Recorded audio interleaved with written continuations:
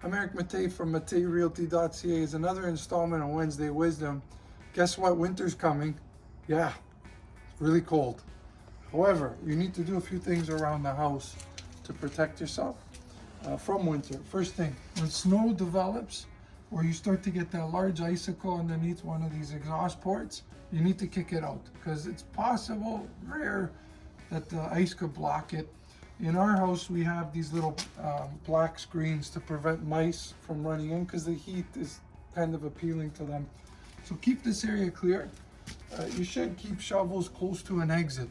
That way when you get out to shovel, they're right beside you rather than having to walk and potentially slip on the ice to get them, or in the garage, come up from the basement if you're lucky enough to have that access to get to the shovels. Let me give you another tip. We're going to go to the front of the house. Another element is hazards, right? In the winter, you're gonna have ice, so you should always keep some kind of salt type product, ice removing product near the doors. Use it liberally. You can see our stairs are a bit worse for wear here. Who cares? It's concrete. You can break it, you can fix it, you can cover it. But if there's a slip and fall from a delivery person or a guest, that's a problem. So use this liberally. This one is safe for pets. It's supposed to be safe for concrete. It's still causing damage. Again, doesn't matter. In addition, if you follow me, another thing to think about is if you've got a sidewalk in front of your home, smart idea is to salt that if possible before the tractor comes. But at the very least, clear it of snow, because underneath, if it melts, you're gonna get ice for your neighbors.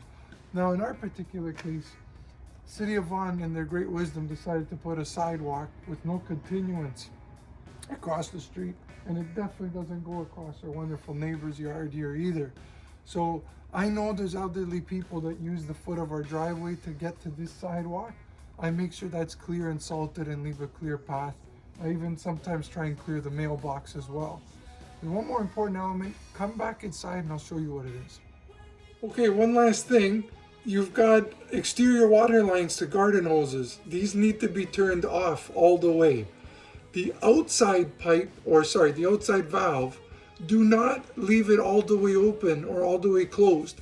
The rubber inside it will freeze to the metal, and in the springtime, what will happen is that rubber inside, it'll rip. So the interior valve, shut it all the way off. The exterior one, leave it halfway open or so the rubber's not making contact. Last thing, underneath this valve, there's a very tiny thumb screw. You have to release that thumb screw so that any water that's left in the valve drips out. Reason you're doing this, you don't want the water going out to your garden hoses to freeze. It'll expand in the pipe and cause an explosion in the pipe and water. Okay, so where do you find these water valves that we were just talking about? Probably buried. The two that we found were, one was in a small closet that he used for his jarred tomato sauce, and this other one was an adventure because it was hidden underneath the drywall ceiling. But usually, obviously, they're going to be close to where you have exterior water lines. So for instance, the garden hose for the backyard, and we have a hose in the garage. It's imperative that you address turning off the water before it gets cold, or you have a very costly mistake. A pipe burst inside a house could cause a lot of damage. It's winterizing your home. Be safe out there. Enjoy the winter for what it is.